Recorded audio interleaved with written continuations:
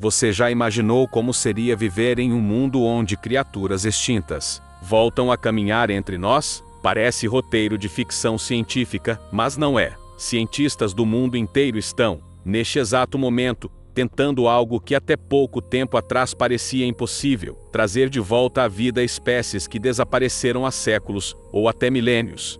Usando fragmentos de DNA, tecnologias de clonagem e engenharia genética de ponta, a ciência moderna começa a desafiar as fronteiras da natureza e o próprio conceito de extinção. Mas será que deveríamos mesmo reviver o passado? Ou estamos prestes a abrir uma porta que não poderá mais ser fechada? Hoje, você vai conhecer 6 espécies extintas que estão prestes a voltar.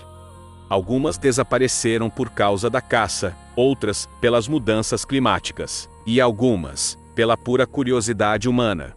Cada uma delas carrega uma história fascinante e uma pergunta inquietante: devemos fazê-las voltar? Do misterioso tigre da Tasmânia, que assombrava as florestas da Austrália, até um pássaro marinho que desapareceu pelas mãos dos caçadores no Atlântico Norte. Cada capítulo desta jornada revela o poder e o risco da ambição humana. E eu já aviso, o último animal desta lista é o mais impressionante de todos. Prepare-se para viajar entre o passado e o futuro, onde ciência e imaginação se encontram, e onde o impossível está prestes a ganhar vida novamente. Vamos começar? Imagine olhar para o céu e ver uma nuvem viva, densa e em movimento, tão grande que bloqueava a luz do sol por horas. Essa nuvem era formada por bilhões de pombos passageiros, uma das aves mais numerosas que já existiram na Terra. No século XIX, eles cobriam os céus da América do Norte, em bandos tão extensos que podiam levar dias para passar. O som de suas asas era comparado a um trovão distante, um espetáculo natural que parecia inesgotável. Mas em poucas décadas, essa maravilha se transformou em tragédia. A caça desenfreada e o desmatamento para a expansão das cidades e fazendas destruíram seus ninhos e habitats. O último pombo passageiro conhecido, uma fêmea chamada Mota, morreu em cativeiro no zoológico de Cincinnati, em 1914. Com ela, desapareceu uma espécie que, até pouco tempo antes, parecia eterna. Hoje, mais de um século depois, cientistas estão tentando um feito ousado: trazer o pombo passageiro de volta à vida. Pesquisadores do projeto Revive o Exto, nos Estados Unidos, estão usando fragmentos de DNA extraídos de exemplares preservados em museus para ressuscitar a espécie. O plano é inserir os genes do pombo passageiro em embriões de pombos modernos, criando descendentes híbridos que, aos poucos, se pareçam cada vez mais com a ave original. Mas o objetivo vai além da curiosidade científica. Trazer de volta o pombo passageiro poderia restaurar parte do equilíbrio ecológico perdido nas florestas americanas. Essas aves desempenhavam um papel crucial na dispersão de sementes e na manutenção dos ecossistemas. Sem elas, muitas árvores e plantas perderam seu principal meio de reprodução natural. Ainda assim, o projeto levanta dúvidas. Será que o mundo atual, com florestas reduzidas e cidades por todos os lados, está pronto para receber de volta uma ave que vivia em bandos de milhões? E se, ao tentar reviver o passado, criarmos algo que nunca mais poderá se encaixar no presente? O pombo passageiro é mais do que uma espécie extinta. Ele é um símbolo do poder humano de destruir e, talvez, de reparar. Se um dia essas aves voltarem a encher o céu, não será apenas uma vitória da genética. Será um lembrete de que até as formas mais simples de vida merecem respeito, antes que se tornem apenas lembranças em museus. Imagine um animal com corpo de cão, cabeça de lobo e o corpo riscado por listras como as de um tigre. Um predador silencioso das noites austrais, que vagava pelas florestas da Tasmânia, até desaparecer sob as luzes frias da civilização. Esse era o tigre da Tasmânia, ou tilacino, um dos maiores mistérios do mundo natural e uma das maiores vítimas da caça humana. Apesar do apelido, ele não era um felino, mas um marsupial carnívoro, parente distante dos cangurus e coalas. Com até 1,8 metro de comprimento e uma cauda longa e rígida, o tigre da Tasmânia era ágil e resistente. Suas mandíbulas podiam abrir-se num ângulo quase surreal, lembrando a boca de um réptil pré-histórico. De hábitos noturnos e solitários, caçava pequenos mamíferos e aves, e se movia com a elegância de um fantasma. Mas o verdadeiro inimigo não era a fome, e sim o homem. No início do século XX, colonos europeus o acusavam de atacar ovelhas, e o governo oferecia recompensas por cada animal abatido. A perseguição foi tão intensa que, em 1936, o último tigre da Tasmânia conhecido morreu sozinho em um zoológico de Humboldt. Seu nome nunca foi registrado, mas sua imagem frágil, trêmula, confinada, ficou gravada em um vídeo em preto e branco que até hoje emociona quem o assiste. Agora, quase 100 anos depois, a ciência promete uma segunda chance. Pesquisadores da Universidade de Melbourne, em parceria com a empresa colossal Biosciences, já decodificaram quase todo o genoma do tilacino. Usando técnicas de edição genética, eles planejam inserir esses genes em células de um pequeno marsupial vivo, o Dunart, um parente próximo. A ideia é criar um embrião híbrido e, no futuro, devolver à Austrália um predador que desapareceu pelas mãos humanas. Mas há quem questione: ao recriarmos o tigre da Tasmânia, estaríamos corrigindo um erro, ou brincando de deuses? O habitat natural da espécie quase não existe mais. E sem presas, sem florestas e com o clima em constante mudança, talvez esse renascimento seja apenas simbólico. Ainda assim, o tilacino permanece como um dos maiores ícones da vida perdida e da esperança científica. Se um dia ele voltar a caminhar nas florestas austrais, talvez seus olhos nos encarem com uma pergunta silenciosa: por que demoraram tanto? Poucos animais se tornaram tão famosos por terem desaparecido quanto o dodô. Mesmo quem nunca ouviu falar de biologia já ouviu a expressão extinto como o dodô, mas o que muitos não sabem é que essa ave, tão caricaturada em desenhos e livros, foi uma vítima direta da curiosidade humana, e agora, ironicamente, é a ciência que tenta trazê-la de volta. O dodô viveu nas Ilhas Maurício, um pequeno paraíso no Oceano Índico. Era uma ave robusta, de cerca de 1 metro de altura, com corpo arredondado, bico curvado e asas curtas demais para voar.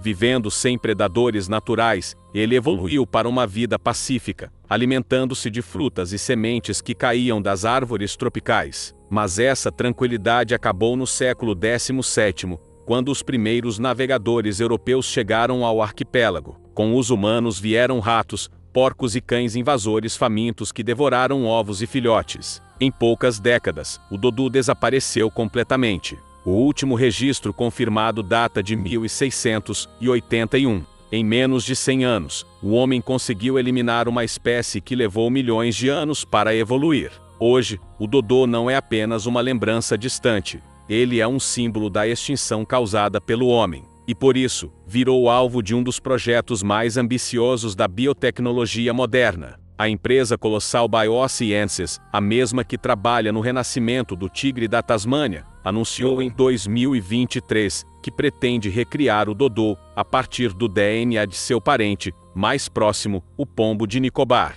Os cientistas querem inserir genes do dodô em embriões de pombos vivos, para dar origem a uma linhagem híbrida. A meta não é apenas recriar o corpo do dodô, mas também reintroduzi-lo nas florestas das Maurício, ajudando a restaurar o ecossistema perdido. Afinal, o dodô era essencial na dispersão de sementes de árvores nativas, como a tambalacoque, que hoje quase não se reproduz. Mas, claro, a ideia divide opiniões. Será que trazer de volta um animal extinto há séculos é realmente possível, ou estamos apenas tentando aliviar a culpa coletiva da humanidade? De qualquer forma, o dodô continua nos lembrando de algo importante: a curiosidade humana pode destruir ou criar. E se um dia ele voltar a caminhar novamente nas florestas das Maurício, talvez olhe para nós sem entender o que aconteceu, mas nós entenderemos. E talvez, dessa vez, aprendamos a não repetir o mesmo erro. Muito antes dos arranha-céus e das rodovias cruzarem o continente, as florestas da América do Norte eram território de gigantes. Entre pinheiros e vales gelados caminhava o mastodonte americano, uma criatura imponente que lembrava um elefante, mas pertencia a um ramo completamente diferente da árvore da vida. O mastodonte era coberto por pelos longos e espessos, com presas curvas que podiam ultrapassar 4 metros de comprimento. Pesava até 6 toneladas e se alimentava de folhas, galhos e frutos, derrubando árvores inteiras com a força do tronco. Era uma espécie de elefante das florestas, mais adaptado ao frio do que seus primos modernos. Por milhares de anos, os mastodontes coexistiram com os primeiros humanos das Américas. Gravuras em cavernas e ossadas misturadas com ferramentas de pedra revelam que nossos ancestrais os caçavam, tanto por alimento quanto por prestígio. Mas algo mudou há cerca de 10.000 anos. O clima começou a esquentar rapidamente, as florestas recuaram, e os humanos, cada vez mais numerosos, aceleraram o desaparecimento da espécie. O último mastodonte desapareceu, deixando para trás apenas ossos, presas e o eco de um passado congelado. Agora, séculos depois, a genética promete trazê-lo de volta. Fósseis encontrados em pântanos gelados e regiões do Alasca preservaram fragmentos de DNA surpreendentemente bem conservados. Pesquisadores estão decodificando essas sequências para tentar inserir genes do mastodonte em células de elefantes modernos, criando uma espécie híbrida capaz de sobreviver em ambientes frios. Mas o objetivo vai além da curiosidade. Alguns cientistas acreditam que recriar grandes herbívoros pré-históricos poderia ajudar a restaurar ecossistemas perdidos. Eles afirmam que animais como o mastodonte e os mamutes mantinham o equilíbrio das pradarias, impedindo o degelo do solo e promovendo a fertilidade das terras geladas. Em teoria, sua volta poderia até ajudar a combater as mudanças climáticas.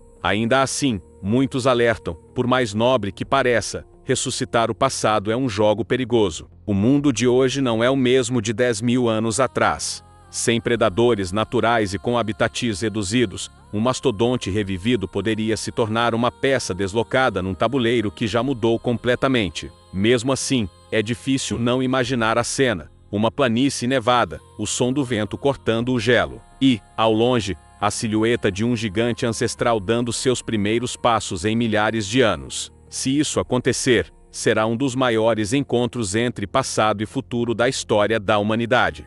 Se existe um animal que já provou que a ressurreição é possível, é o íbex dos Pirineus, também conhecido como bucardo, um símbolo das montanhas do norte da Espanha e do sul da França. Esse parente selvagem das cabras era famoso por escalar penhascos impossíveis e resistir aos invernos mais rigorosos. Forte, ágil e silencioso, o íbex parecia invencível até que o ser humano se tornou seu maior predador. Durante séculos, foi caçado por sua carne e seus chifres curvados, usados como troféus. O avanço das aldeias e o desmatamento reduziram seu habitat até que, no final do século XX, restava apenas um único indivíduo, uma fêmea chamada Cynthia. Em 6 de janeiro do ano 2000, ela foi encontrada morta sob uma árvore, esmagada por um galho e com ela, desapareceu toda a linhagem da espécie. Mas a história não terminou ali. Antes de sua morte, biólogos espanhóis haviam coletado amostras de pele de Cynthia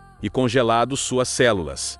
E 3 anos depois, o impossível aconteceu. O íbex dos Pirineus se tornou o primeiro animal extinto da história a ser clonado com sucesso. Usando uma cabra doméstica como barriga de aluguel, os cientistas conseguiram gerar um filhote geneticamente idêntico à última fêmea. Por alguns minutos, o mundo voltou a ter um íbex dos Pirineus vivo. O filhote respirou, se moveu, e depois morreu de complicações pulmonares.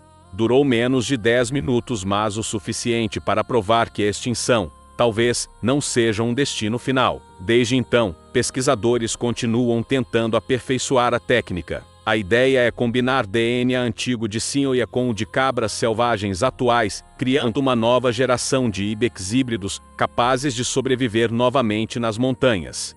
O retorno dessa espécie poderia restaurar o equilíbrio ecológico perdido nas encostas dos Pirineus, onde esses animais controlavam a vegetação e alimentavam predadores locais. Mas, claro, há dilemas. O clone de Cynthia viveu pouco, e cada tentativa de recriação exige dezenas de embriões, muitos dos quais não sobrevivem. Para alguns, isso ultrapassa o limite ético do que a ciência deveria fazer. Para outros, é um tributo à espécie e uma chance de corrigir o que foi perdido.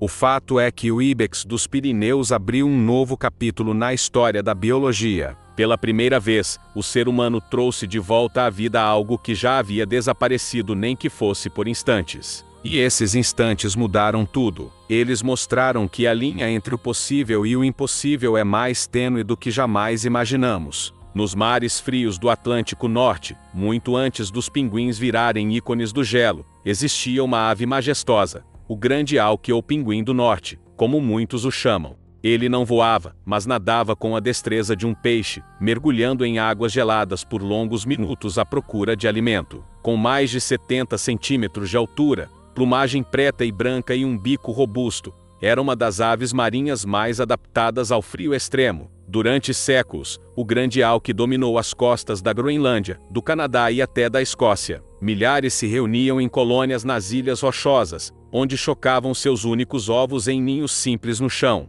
Mas essa abundância foi também sua condenação. Quando exploradores europeus descobriram suas peles valiosas e carne saborosa, iniciou-se uma caça descontrolada. Em poucas gerações, o grande auque desapareceu. O último casal conhecido foi morto em 1844, na Islândia. O relato é quase poético de tão trágico. Um pescador esmagou o último ovo, enquanto tentava capturar os adultos. Aquele gesto, simples e impensado, encerrou milhões de anos de evolução.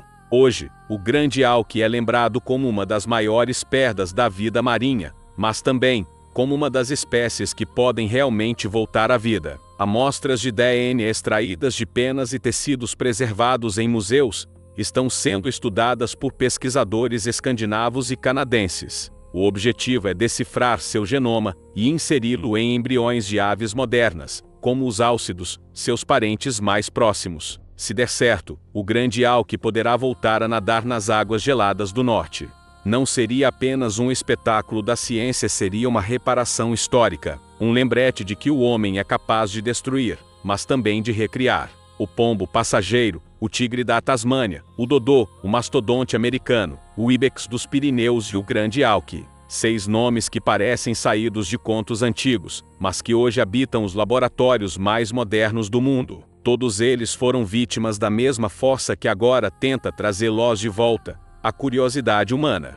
A ciência pode recriar corpos, reconstruir genomas e até devolver o movimento a uma espécie que o tempo apagou. Mas há algo que ela ainda não consegue devolver completamente: o equilíbrio que esses animais tinham com o planeta. Reviver o passado pode ser uma forma de aprender, ou de repetir erros em uma escala ainda maior. Mesmo assim, é impossível não se encantar com essa ideia. Imaginar um dodô caminhando novamente pelas florestas das Maurício, ou ouvir o eco distante de um pombo passageiro sobrevoando as árvores, é como sonhar acordado com o impossível. Talvez seja isso que nos torna humanos, o desejo de olhar para trás e tentar consertar o que quebramos. E quem sabe, em um futuro não tão distante, possamos ver essas criaturas ressurgirem não como fantasmas do passado, mas como símbolos de esperança e responsabilidade. Porque, no fim das contas, cada vida que desaparece deixa um silêncio. E talvez a missão da ciência seja justamente essa: